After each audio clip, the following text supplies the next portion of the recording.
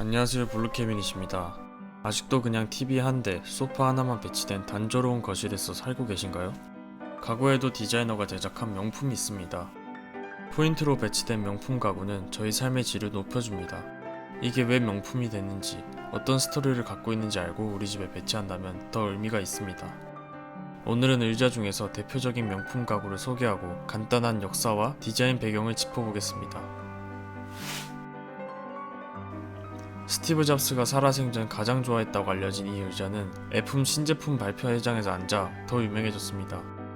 그랑 콩포르는 스위스 태생 프랑스 건축가 르 꼬르비지에가 제작한 의자입니다. 그런데 왜 건축가가 의자를 제작했을까요? 크게 두 가지 이유로 볼 수 있습니다. 건축가는 건축 속에 놓여질 가구도 건축의 일부로 보기 때문에 의자 디자인을 원래 많이 합니다. 자신만의 의자 디자인을 남기는 건 남다른 의미가 있다고 합니다. 또 다른 이유로 르 꼬르비지에는 근대 건축 4대 거장 중 한 명으로 불릴 정도로 건축 실력을 인정받았지만 가구가 너무 진부하다는 반응이 많았습니다. 이를 해결하기 위해서 디자이너를 고용하기로 했습니다. 르 꼬르비지에는 그의 사촌 피에르 잔네레, 샤를로트 파리엔과 함께 LC2를 디자인했습니다. 철제 프레임에 사각 가죽 쿠션 5개를 절묘하게 끼워 넣는 디자인은 모더니즘 가구의 정점입니다. 어느 각도에서 봐도 완벽한 정육면체를 이룬 이 소파는 모던한 건축물 실내 분위기를 완성하는 최고의 소파입니다. 실제로 앉았을 때 엄청 푹신하긴 하지만 등받이가 너무 낮아서 생각보다 편하진 않다고 합니다. 르 꼬르비지에는 편안함보다 건축과 디자인에서 그가 추구한 하나의 질서를 표현하고자 했습니다. 그랑 콩포르는 단순함이 얼마나 아름다운 것인지 알 수 있게 하는 작품이며 르 꼬르비지에의 미학적 가치관도 느낄 수 있습니다. 그래서 심플한 디자인을 추구하는 스티브 잡스도 이런 점을 보고 선택한 것 같습니다. 현재 오리지널 제품은 이탈리아 가구 브랜드 카시나에서 판매 중입니다. 프레임과 쿠션 컬러는 다양하게 선택할 수 있습니다. 이탈리아 가구답게 상당히 고가인데 워낙 유명해서 모조품도 엄청 많이 유통되고 있습니다. 요즘에는 고급 호텔이나 사장실에 보급될 정도로 100년이 흘렀는데도 전혀 촌스러운 느낌이 나지 않습니다. 강철관 안에 쿠션을 담은 의자 LC2 소개는 여기까지입니다. 바르셀로나 체어는 여러 영화 속 가구로 사용돼서 아마 어디서 많이 봤는데 생각이 나실 것 같습니다.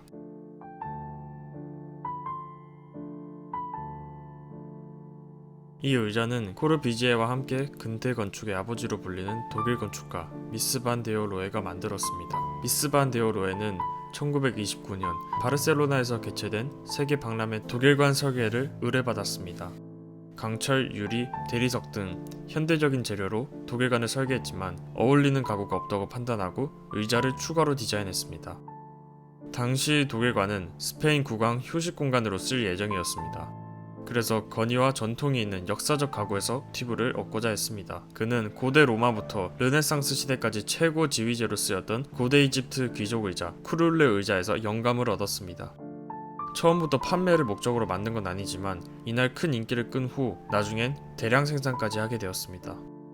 1953년부터 가구 브랜드 놀에서 생산하기 시작했는데 지금은 시그니처 의자가 됐습니다. 바르셀로나 의자는 이렇게 X자 모양 틀 위에 가죽 시트와 등받이가 놓인 구조입니다. 쿠션은 깔끔하게 정돈된 블럭 형태 가죽, 스틸 다리는 크롬 도금으로 제작했습니다. 강철 프레임을 옆에서 보면 X자 형태로 디자인해서 하부 쿠션이 공중에 떠있는 듯이 보입니다. 당시에는 이렇게 의자 다리가 아래로 향하지 않고 45도 이상 옆으로 누워있는 게 엄청 혁명적이었다고 합니다. 단순하지만 팔걸이 없이 탁 트인 디자인은 1920년대에 디자인되었지만 여전히 세련되고 모던한 분위기를 내고 있습니다. 고대 의자에서 모티브를 따와 현대와 과거 문명의 조화를 이뤄낸 바르셀로나 체어 이야기는 여기까지입니다. 덴마크 국왕 프레데릭 9세가 앉았던 의자로 유명한 치프테인 체어는 핀율을 제작한 의자입니다. 핀율은 최근 전 세계적으로 유행하고 있는 북유럽 가구 디자인을 완성한 덴마크 가구 디자이너입니다. 원래 예술가가 꿈이었던 핀율은 토착공예와 고대 문명 문화를 존중했습니다. 그래서 디자인도 유행만을 쫓지 않고 고대 문화의 형태를 가구에 반영했습니다. 치프테인 체어도 원시인의 돌무기와 도구에서 영감을 받아 완성한 작품입니다.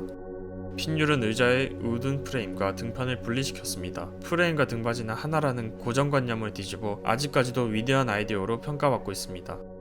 가장 큰 특징은 역시 원시인 도구를 연상케 하는 얇지만 단단해 보이는 나무 소재입니다. 언뜻 보기에도 복잡해 보이는 디테일은 제작하기도 엄청 까다로웠습니다. 이 디자인을 구현하려면 당시 세계 최고 수준의 목공 테크닉이 필요했을 정도였습니다. 치프테인 체어는 5, 60년대의 풍경은 물론 현대적인 스타일에도 어울립니다. 이 사진은 예전에 제가 정선으로 여행을 갔을 때 찍었던 사진입니다. 자료 조사하면서 알게 됐는데 아무 생각 없이 앉았던 그때 이 의자가 핀율의 치프테인 체어였습니다.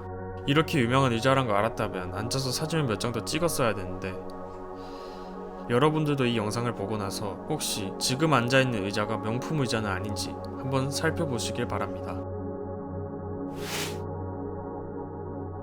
더 체어는 방금 소개해드린 치프테인 체어 디자이너 핀율의 라이벌 한스 베그너가 제작했습니다.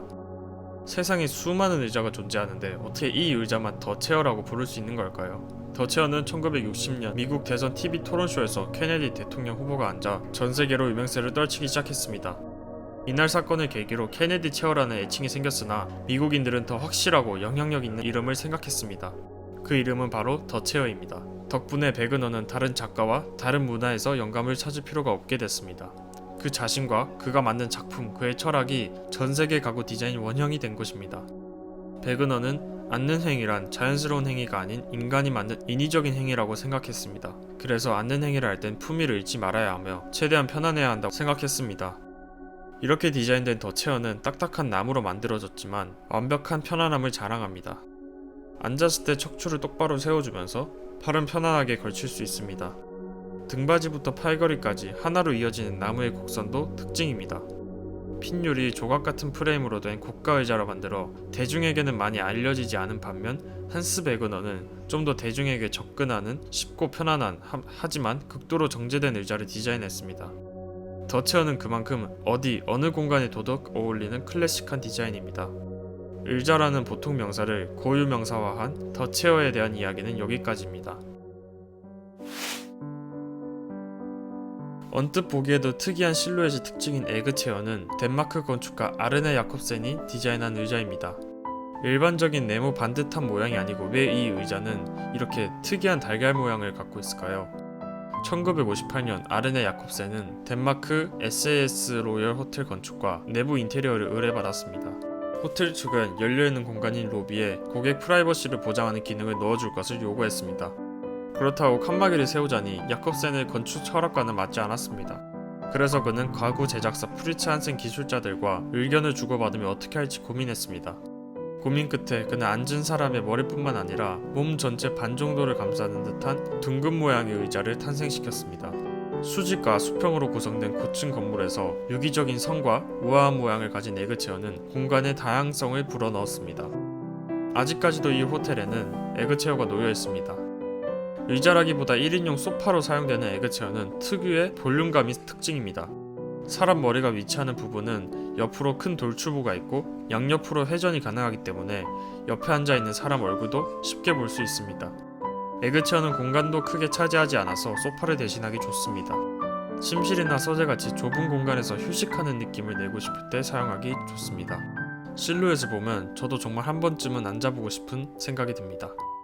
출시 당시 가격은 2천만원으로 부자들의 전유물로 여겨졌지만 지금은 디자인 애호가들이 오마주도 많이 하고 다양한 회사와 협업도 하기 때문에 많이 보편화됐습니다. 원조 의자는 800만원대로 프리츠 한센에서 판매하고 있습니다. 60년이 넘는 세월 동안 많은 사람들에게 사랑을 받아온 에그 체어 이야기는 여기까지입니다. 오늘 소개해드린 이런 정보를 안다면 앞으로 가구를 둘러볼 때 좀 더 유의깊게 볼 수 있습니다. 제 채널의 영상을 보고 가구, 인테리어를 보는 시야가 넓어지셨으면 좋겠습니다. 반응이 좋다면 명품 가구 2편도 시리즈로 준비해보겠습니다.